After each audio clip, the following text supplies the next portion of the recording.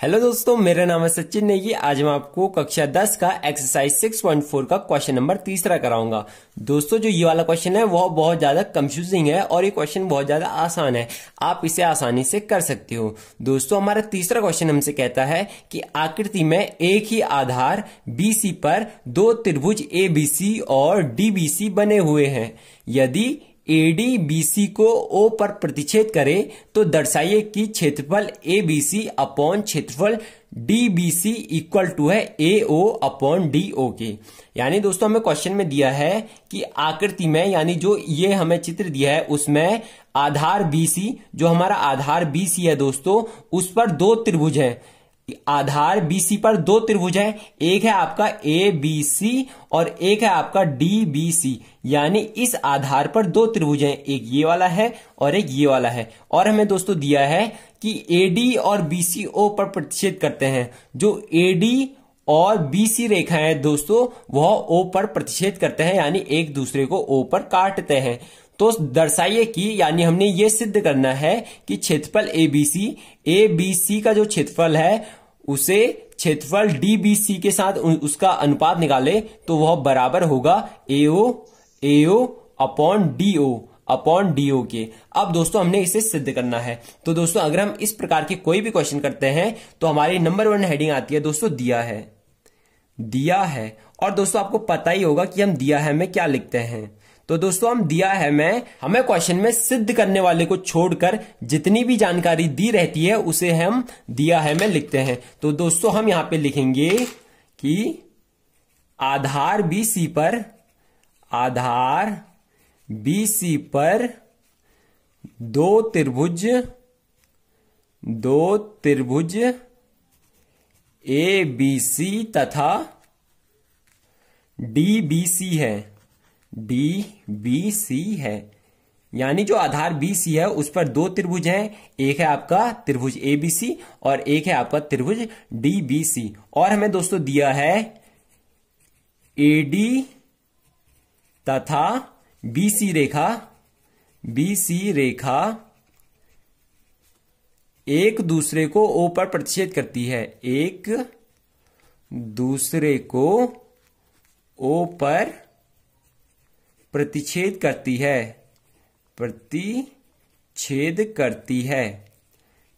करती है। ये दोस्तों हमने दिया है में लिख लिया है। अब हमारे दोस्तों दूसरी हेडिंग आती है सिद्ध करना है। यानी हमने इस क्वेश्चन में किसको सिद्ध करना है उसे हम सिद्ध करने में लिखते हैं। तो हम लिखेंगे सिद्ध करना है।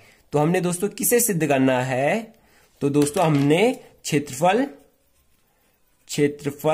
ABC तथा क्षेत्रफल DBC का जो अनुपात है दोस्तों, उसे बराबर दिखाना है AO अपॉन DO की। अब दोस्तों, हमारी तीसरी हेडिंग आएगी दोस्तों रचना की। अब दोस्तों, आपको पता होगा कि हम रचना में क्या लिखते हैं। दोस्तों, इसे सिद्ध करने के लिए हमें चित्र में जो भी फेरबदल करना पड़ता है उसे हम रचना में लिखते हैं। अब दोस्तों, अगर हमें इसे सिद्ध करना है तो हम बिना रचना के इसे सिद्ध नहीं कर सकते हैं। इसलिए दोस्तों, हम इस चित्र में कुछ रचना करेंगे जिसके द्वारा हम इस क्वेश्चन को सिद्ध कर सकते हैं। तो दोस्तों, हमने इस चित्र में क्या रचना करनी है? तो दोस्तों, हमें ABC का क्षेत्रफल चाहिए। तो ये हमारा एक त्रिभुज बना रहा है। तो त्रिभुज का अगर हम क्षेत्रफल निकालेंगे तो हम 1/2 आधार इंटू ऊंचाई का फॉर्मूला यूज करेंगे। आधार तो हमारे पास BC है, पर हमें इसकी ऊंचाई चाहिए, तो हम एक ये वाले त्रिभुज में ऊंचाई बनाएंगे, एक ये वाले त्रिभुज का क्षेत्रफल निकालना है DBC का, तो हम इस वाले त्रिभुज का भी ऊंचाई बनाएंगे। तो हमारी आधार तो BC रहेगी। अब हमने ऊंचाई बनानी है, तो हम ऊंचाई किस प्रकार बनाएंगे? तो त्रिभुज के शिखर से सामने वाली भुजा पर अगर हम लंब डालते हैं तो उसे त्रिभुज की ऊंचाई कहते हैं। यानी त्रिभुज के शिखर से सामने वाली भुजा, यह हम कह सकते हैं कि आधार पर अगर हम लंब डालते हैं, यानी 90 डिग्री का एंगल इस प्रकार बनाते हैं, तो उसे त्रिभुज की ऊंचाई कहेंगे। इसी प्रकार हमने DBC का भी क्षेत्रफल निकालना है, तो इसमें भी एक ऊंचाई निकालेंगे। हमारा आधार ये है, तो हमारे त्रिभुज का शिखर ये होगा। तो त्रिभुज के शिखर से सामने वाली भुजा पर अगर हम 90 डिग्री का एंगल बनाते हैं, इस प्रकार दोस्तों हमने 90 डिग्री का एंगल बना दिया है, तो उसे हम त्रिभुज की ऊंचाई कहेंगे। यानी ये हमने 90 डिग्री का एंगल बना दिया है। अब हम दोस्तों इसको ही रचना में लिखेंगे कि हमने इस चित्र में क्या क्या किया। तो हम लिखेंगे बिंदु ए से BC पर तथा बिंदु D से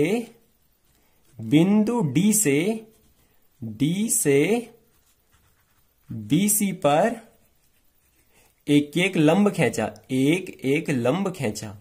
एक लंब खींचा। यानी हमने बिंदु A से BC पर एक लंब खींचा और हमने बिंदु D से BC पर एक लंब खींचा, यानी BC पर 90 डिग्री का एक एंगल बनाया।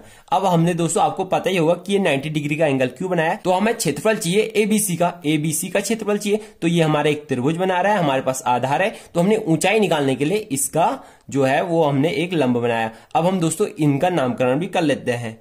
तो मैं इस बिंदु को नाम देता हूं M और इस बिंदु को नाम देता हूं दोस्तों N। मैंने इस बिंदु का नाम M दिया है, इस बिंदु का नाम N दिया है। तो दोस्तों मैं यहां पे लिख भी लूंगा कि जो बिंदु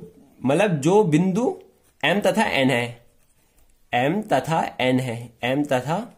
N है, यानी आप यहीं पे डायरेक्ट लिख सकते थे कि बिंदु A से BC पर AM लंब खींचा AM तथा बिंदु D से BC पर DN लंब खींचा। आप इसे डायरेक्ट लिख सकते थे। अब हम दोस्तों आगे इसे सॉल्व करेंगे तो हमारी अगली हेडिंग आती है दोस्तों प्रमाण की। तो दोस्तों हम प्रमाण में क्या लिखते हैं, तो दोस्तों आपको पता होगा कि इसे सिद्ध करने के लिए हमें जो भी करना पड़ता है उसे हम प्रमाण में लिखते हैं। अब हम दोस्तों प्रमाण में क्या लिखेंगे, तो हमने इसे सिद्ध करना है तो हम इसको ही लिखेंगे। तो हम लिखेंगे दोस्तों क्षेत्रफल ABC अपॉन क्षेत्रफल DBC। अब हमने इन दोनों क्षेत्रफलों का अनुपात निकालेंगे। तो अगर आप ABC को देखोगे, ABC को, तो ये हमारा एक त्रिभुज बना रहा है और त्रिभुज का क्षेत्रफल होता है दोस्तों 1/2 आधार इंटू ऊंचाई, और आधार है हमारा BC, तो हम लिखेंगे इंटू BC और इंटू ऊंचाई, ऊंचाई है दोस्तों हमारी AM इंटू AM। अब ऐसा ही हम यहां पे करेंगे। तो DBC में हमारा आधार है ये, तो हम लिखेंगे 1/2 आधार है हमारे पास BC, तो हम लिखेंगे BC इंटू ऊंचाई, ऊंचाई है दोस्तों हमारे पास ND, या हम लिख सकते हैं DN हमारे पास ऊंचाई है। अगर दोस्तों आप यहां पे देखोगे तो हमारा 1/2 से 1/2 कट जाएगा और BC से BC कट जाएगा। तो हमारे पास क्या आएगा दोस्तों, हमारे पास आएगा आपका क्षेत्रफल ABC अपॉन क्षेत्रफल DBC इक्वल टू है दोस्तों BC से BC कटा और 1/2 से 1/2 कटा, तो हमारा आता है AM अपॉन DN। ये दोस्तों हमारा आ चुका है। हम इसे समीकरण 1 मान लेंगे, क्योंकि हमें दोस्तों क्या चाहिए, हमें चाहिए AO अपॉन DO, पर यहाँ पे कुछ अलग आ रहा है, तो हम इसे समीकरण 1 मान लेंगे। अब अपने क्वेश्चन को आगे सॉल्व करेंगे। तो दोस्तों अगर आप इन दो त्रिभुजों में देखोगे, एक आपने AMO में देखना है, एक आपने DON में देखना है। तो अब यहां पे आप लिखना कि अब त्रिभुज AMO तथा त्रिभुज DNO आपने इन दोनों त्रिभुजों को देखना है। तो अगर आप इन दोनों त्रिभुजों में देखोगे दोस्तों, तो ये वाला एंगल हमारा 90 का है और ये वाला एंगल भी हमारा 90 का है। तो हम लिखेंगे कोण AMO, जो हमारा कोण AMO है दोस्तों, AMO है दोस्तों, वह बराबर है कोण इस वाले त्रिभुज में DNO में इस वाले कोण के। तो हम लिखेंगे कोण DNO के, क्योंकि दोस्तों ये 90 डिग्री के हैं। अब दोस्तों जो ये वाला एंगल है वह इस वाले एंगल के बराबर होगा, क्योंकि ये शीर्ष विमुख कोण है। इसलिए हम दोस्तों लिखेंगे कि कोण AOM वाला जो कोण है दोस्तों वह बराबर होगा NOD के, कोण NOD के, क्योंकि दोस्तों ये शीर्षा विमुख कोण है, विमुख कोण। अब दोस्तों शीर्षाभिमुख कोण किसे कहते हैं, तो दोस्तों मैं आपको बता दूं कि यदि दो रेखाएं एक दूसरे को काटती है तो जितने डिग्री का ये वाला एंगल बनता है उतने ही डिग्री का ये वाला एंगल बनता है। इसी प्रकार जितने डिग्री का ये वाला एंगल बनता है उतने ही डिग्री का ये वाला एंगल भी बनता है। इन्हें दोस्तों शीर्षाभिमुख कोण कहते हैं। इसलिए दोस्तों ये दोनों कोण भी हमारे बराबर होंगे। अब हम दोस्तों यहाँ पे एंगल समरूपता का यूज करेंगे। एंगल समरूपता, दोस्तों एंगल समरूपता हमसे ये कहता है कि यदि दो त्रिभुजों में दोनों त्रिभुजों के दो कोण आपस में बराबर हो, यदि दो त्रिभुजों में दोनों त्रिभुजों के दो कोण आपस में बराबर हो, इसलिए वो दोनों त्रिभुज समरूप होते हैं। तो हम दोस्तों यहां से हमारा आ चुका है कि त्रिभुज AMO हमारा समरूप है त्रिभुज DNO की। अब दोस्तों ये दोनों त्रिभुज हमारे समरूप आ चुके हैं। यदि दोस्तों ये दोनों त्रिभुज समरूप हैं तो इनकी संगत भुजाओं का अनुपात बराबर होगा। दोस्तों ये दोनों त्रिभुज समरूप आ चुके हैं तो इनकी संगत भुजाओं का अनुपात बराबर होगा। अब हम दोस्तों इस चित्र को एक अच्छे से बनाएंगे, यानी इस वाले त्रिभुज की संगत भुजाएं और इस वाले त्रिभुज की संगत भुजाओं का अनुपात बराबर होगा। पर दोस्तों आप इनकी संगत भुजाएं लेने में बहुत ज्यादा कंफ्यूज हो गए, क्योंकि बचपन में मैं भी इनकी संगत भुजाएं लेने में बहुत ज्यादा कंफ्यूज होता था। तो दोस्तों मैं इनका एक अलग से चित्र बना देता हूं, एक रफ चित्र बना दूंगा जिससे कि आपको अच्छे से समझ में आ जाएगा। तो दोस्तों मैं यहां पे एक रफ चित्र बना देता हूं। तो दोस्तों पहले तो आपने ये वाले त्रिभुज को ऐसे ही लेना है, ये वाले त्रिभुज को तो आपने इस त्रिभुज को ऐसे ही लिया, तो हम इसे लिख लेते हैं A, इसे लिख लेते हैं M और इसे लिख लेते हैं O। ये 90 डिग्री का है।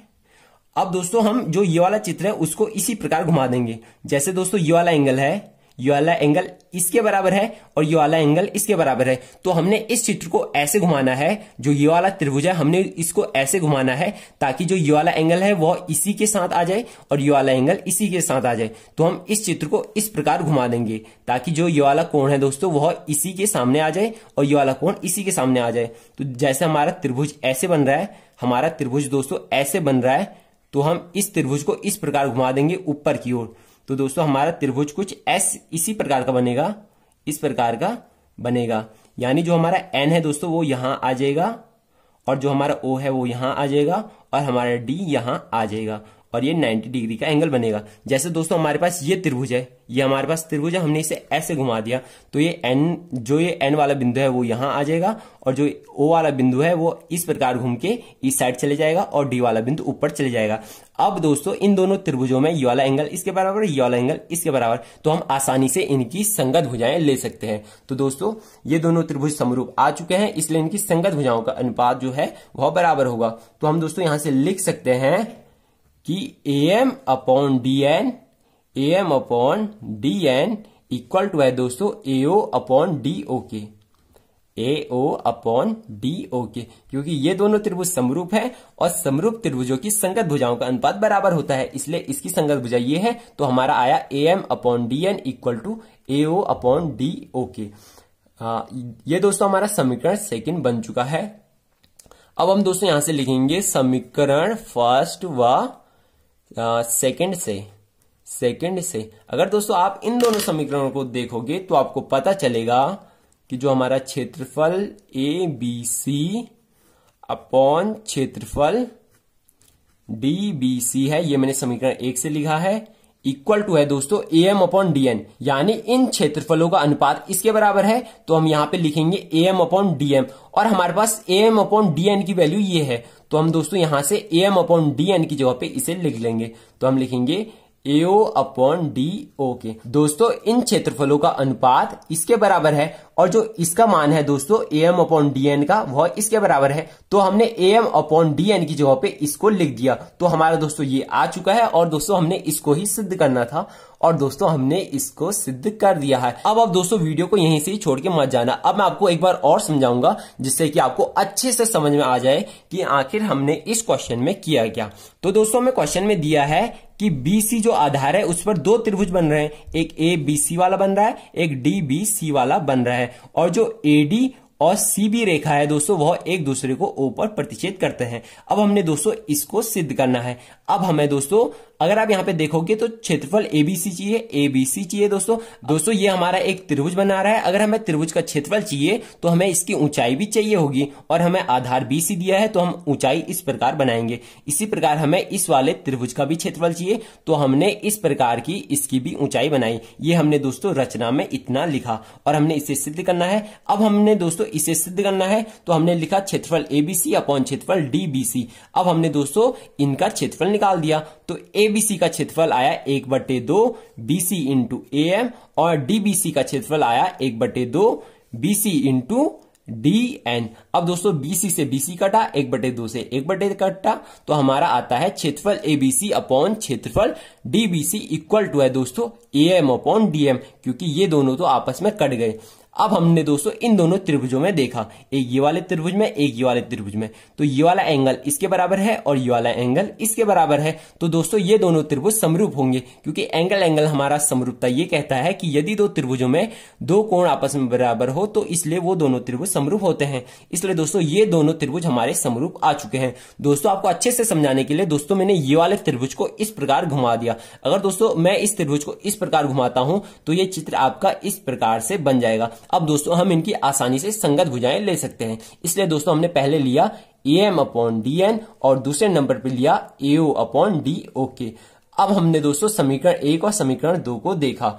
अब हमने दोस्तों पहले इसे लिखा। अब हमारी एम अपॉन डी एन की वैल्यू ये भी है, तो हमने एम अपॉन डी एन की जगह पे इसको लिख लिया। तो हमने एम अपॉन डी एन की जगह पे इसको लिखा, तो हमारा ये आ चुका है और हमने इसको ही सिद्ध करना था। दोस्तों आपको यह वीडियो कैसी लगी कमेंट बॉक्स में जरूर बताएं। अगर आपको इस वीडियो से रिलेटेड कोई भी डाउट हो तो कमेंट बॉक्स में जरूर पूछे, हमें आपके कमेंट का इंतजार होगा। और ऐसे ही और वीडियो पाने के लिए चैनल को सब्सक्राइब जरूर करें और बेल नोटिफिकेशन को ऑल पर सेट करना ना भूलें, ताकि मेरे द्वारा आने वाली एक भी वीडियो मिस ना हो। Thank you, have a nice day.